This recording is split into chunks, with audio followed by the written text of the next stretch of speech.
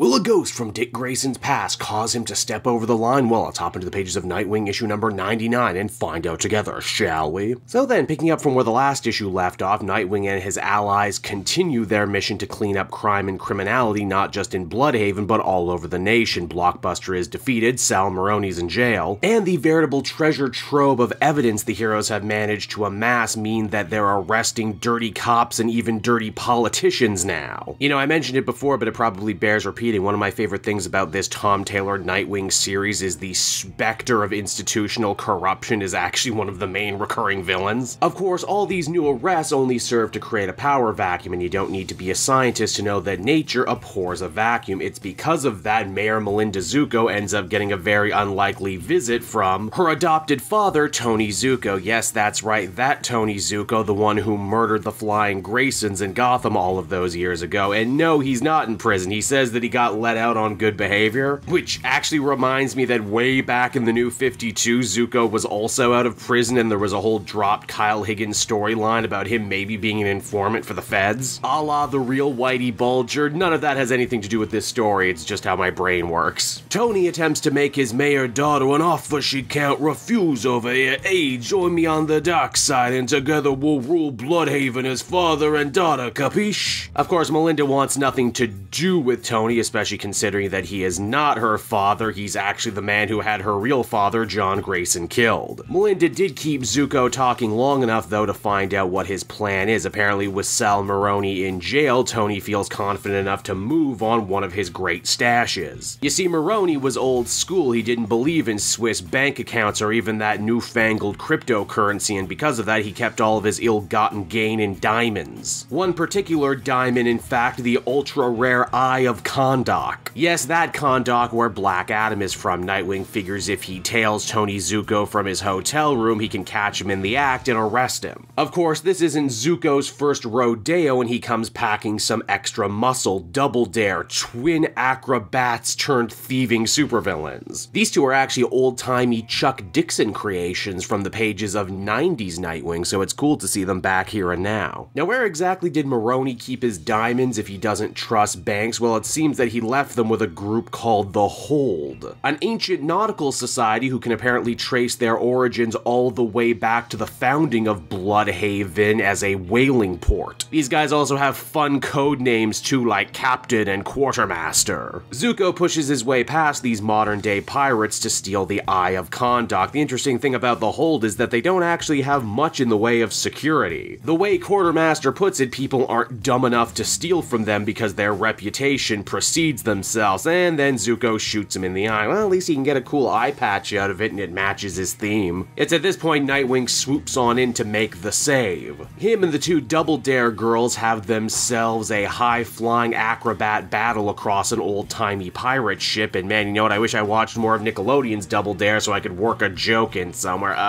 Gack. Eventually, Dick does manage to corner Tony Zucco, and for a split second there, he doesn't actually know what he's going to do in this situation. He has his parents' killer within the palm of his hand. And if he wanted to, he could do anything to him and probably get away with it. It's a moral conundrum that only gets more complex when more agents from the Hold show up. These guys are dressed like modern-day Navy instead of old-timey pirates. The way they put it, Zucco broke the Hold's sacred laws, and because of that, he must be punished accordingly. Again, Dick could very easily just hand him off to these guys and know that Zucco suffered a fate probably worse to death or just death. But of course, as we all already know, Nightwing is a good guy and a hero, and he can't possibly let someone die if he was able to save him, not even someone as absolutely worthless as Tony Zucco. And you know what? For once, a good deed is actually rewarded in this situation. It seems that Quartermaster heard this whole conversation and agrees that Zucco should go with Nightwing. After all, they got the Eye of Kahndaq back. And here's the real kicker on this one. It turns out that Nightwing is himself actually a customer with the Hold in good standing. Yeah, it seems that someone actually made Dick a safe deposit box of his very own. Nightwing had no idea, doesn't even know what's in it. But boy is he lucky that he did. Man, this is a straight up literal no foolin' mystery box plot we're dealing with here. Now as the comic comes to a close, Zucco gets himself thrown back in jail. Melinda comes to him and says that she's actively legally changed her name to Melinda Grayson Lynn, meaning that no longer will the Zucco name tie her down. She also talked to Dick and and she's using her newfound political power to reopen the investigation into the Flying Grayson's murder, meaning that Tony may finally be held responsible all these years later. So yeah, it looks like the day is saved and everyone is a lot better off than they started, right? Well, this is a superhero story, and of course there always has to be one little stinger at the end to throw all of that into question. You see, it's while in jail Tony Zucco ends up coming face to face with KG Beast. Beast says that he and him aren't going to be in jail that much longer because they have themselves a beneficiary on the outside who's going to need a lot more muscle for his brand new operation. Of course, he's talking about Heartless, who continues to try and fill the void as Kingpin of Blüdhaven left behind by Blockbuster. And so that was Nightwing issue number 99, everybody, and I gotta say, I really ended up enjoying this one. I love a good old-fashioned one-and-done superhero comic. We don't get them near as much anymore, so when we do get one like this, it's always a nice treat. It's cool to see Mayor Melinda as Dick's long-lost half-sister come back into focus. She was a big thrust of this book when it started, and then she just kind of fell into the background. I really like the whole mystery surrounding the Hold, you know, secret societies and cults aren't just for Batman to play with. I like the idea of Nightwing having his own. I'm also just a big old sucker for the promise of all of Nightwing's villains that he's been fighting in the series up until this point all teaming up against him. It's a nice promise as we head into 100 issues that Tom Taylor still has lots of plans and lots of ideas and a lot more stuff to offer us in Nightwing in the future, and for that I give this one a very strong 8.5 out of 10.